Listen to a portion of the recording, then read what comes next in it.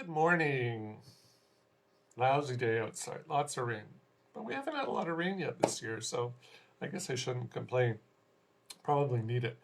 Anyhow, yeah, in case you didn't know, our cinemas in Hong Kong have been open for a couple of weeks now. No new coronavirus infections, or at least no new locally transmitted ones. We have lots of them, not lots, we have a few imported. Yesterday we had 8 imported, but it seems we don't have it here, which is good. So yeah, people are slowly going back to the cinemas.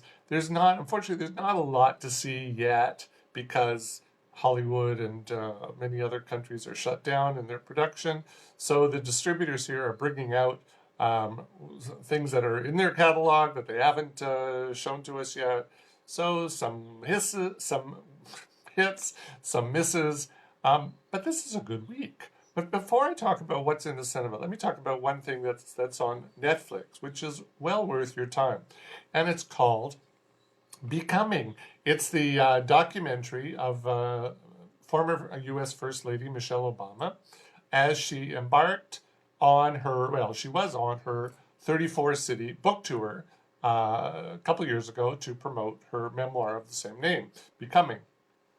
Now, if you're not familiar with the term "when they go low, we go high," she didn't coin that expression, but she certainly gave it a lot of traction when she used it in a speech of hers at the 2016 Democratic Convention. And 4 years later, we see that everything she lives by, everything she does is according to that credo, even as her detractors continue to pillory everything about her, from her smile and her clothing to even shamefully or shamelessly, whichever you want, the color of her skin.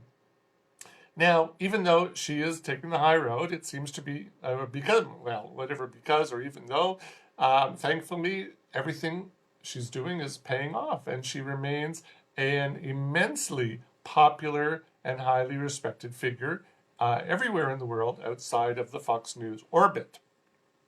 Now, as I said, this film is about her tour. And in this 34-city tour, she packed halls and arenas all over, not just the United States, but she went to Canada, she went to Europe as well.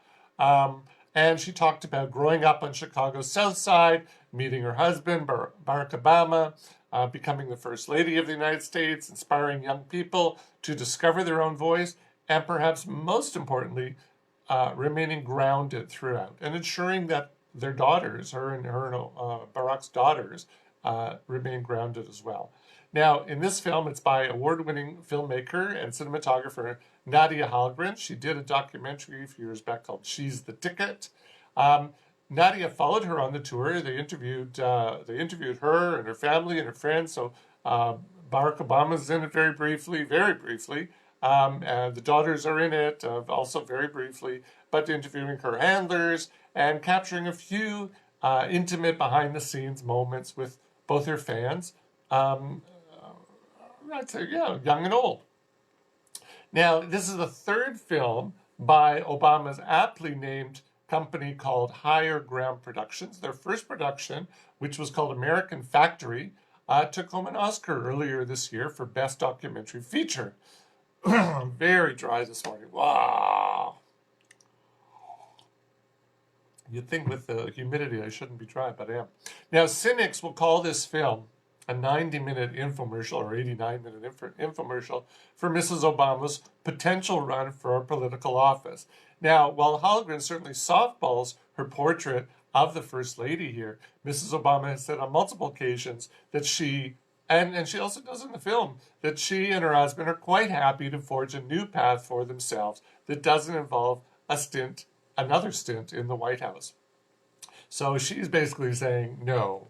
But that may change. Who knows? But watching and listening to her, though, it's easy to see how the world can use someone like her with her heart, her intelligence, her leadership, her grace, her ability to inspire others with hope, especially right about now. So many Democratic Party supporters have suggested that if Joe Biden should win the November election, he should appoint President Obama to the Supreme Court as a successor to 87-year-old Justice Ruth Bader Ginsburg. I would say Mrs. Obama would be an equally good, if not better, option. And as you'll learn, if you don't know, as you'll learn that in the movie, she was Barack Obama's mentor in university. So I don't know. I guess she might. I guess maybe she's older than him. I don't know. I've never looked up who's older. But I wonder if she is older than him. Now, as comforting, perhaps even wistful as this film is, and Obama fans will certainly be tearing up more than once as they watch it, Becoming doesn't really reveal too many things about Mrs. Obama that we didn't already know. Now, even if you haven't read the book, the closest she gets to receiving a tough question in the film comes when a Native American student asks her for advice on how to deal with classmates who wear MAGA hats. And in true Obama style, she tells the teen to be in school, get your frickin' education, those are her words, not mine, and let your life speak for itself. When they go low, you go high. So that's called Becoming. It's streaming on Netflix right now. Highly, good film. Good. You know what? If you're not an Obama fan, you're not going to want to watch it. If you are, or you have no opinion, I'd say watch it. Maybe if you're not an Obama fan, you should watch it and see what you've lost. So that's Becoming. Now, the second film I want to talk about today is called Les Misérables, which is not the Victor Hugo, it isn't. But it's not the musical. It's not, there's been so many versions of Les Misérables, the Victor Hugo story over the years. This is not that. And I have to say, like I've said this before, I go into movies trying to know as little as possible. I don't watch trailers, or if I do watch trailers, it just passes by. I pay no attention to them because I don't want to go into films with preconceived notions. And so I went into this. I knew it wasn't Les Miserables as we know it. I knew it was different, but I didn't know any more than that. And I was really surprised. I was pleasantly surprised. So this film came out last year. It's already been on limited release in the United States because it was France's nominee for what they used to call best foreign language film. Now they call it best international feature film. And so they had to have some release in the U.S. Before the end of last year to qualify. So it's been around to a few places, and now it's come to Hong Kong.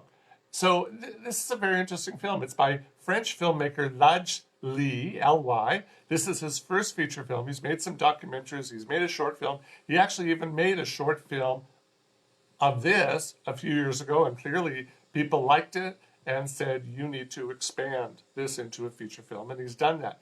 And what he's done is he's blended Victor Hugo's classic story of the underclass and police injustice with events that were inspired by the riots that took place in the suburbs across France in the fall of 2005.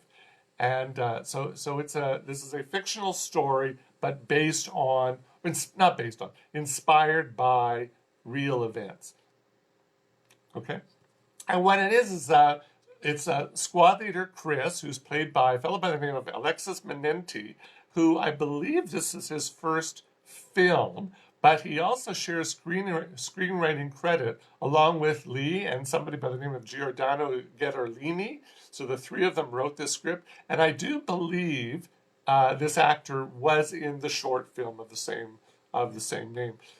So clearly these guys have known each other for a while. So squad leader Chris and Brigadier Guada, who's played by Jabril Zonga, they're members of an anti-crime unit that's based in the Paris suburb of Montfermeil, a place that is now home to rows of run-down housing blocks filled with immigrant families from North and Central Africa.